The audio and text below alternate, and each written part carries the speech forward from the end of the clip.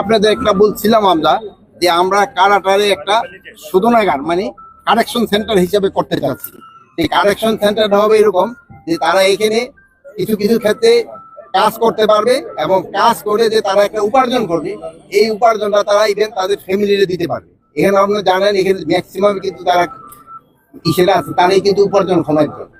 সেই যে ইসে জেলে চলে আসে, যেমন পুরো ফ্যামিলিটা কিন্তু একটা ডিস্ট্রেস কন্ডিশনে পড়ে যায়। যদি এখানে যদি একটা উপার্জনের একটা ব্যবস্থা করা যায়, তো তারা এই টাকাটা ফ্যামিলিরে পাঠাতে পারবে এবং ফ্যামিলিটাও ভালো চলবে এবং তার ক্ষেত্রেও ভালো। সেও যে সময় ছাড়া পাবে, সেই সময় সেও একটা ট্রেন দিয়া বের হলো, সেই সময় সে সমাজে কিন্তু অন্যের সাথে মিশেও যেতে পারবে এবং একটা কাজও করতে পারবে।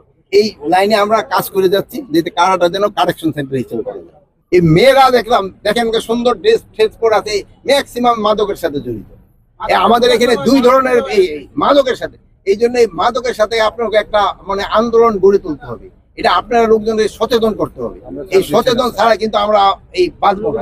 এটা আমাদের একটু কথা শেষ করতে হবে। এই মাদকের বিরুদ্ধে কিন্তু আপনারা লিখবেন। আমি এই বিজিবিতে থাকা অবস্থায় একটা কথা বলতাম যে তুমি এই একটা ফেন্সি ডিল ছেড়ে দিচ্ছ, হয়তো 100 টাকা পাইতেছো, কিন্তু এই ফেন্সি ডিলটা তোমার ছেলেদের সময় খাবে বা তোমার কোনো আত্মীয় খাবে, সেই সময় কিন্তু তুমি টের পাইবে যে আমি 100 টাকা খেয়ে কি ভুলটা করছি।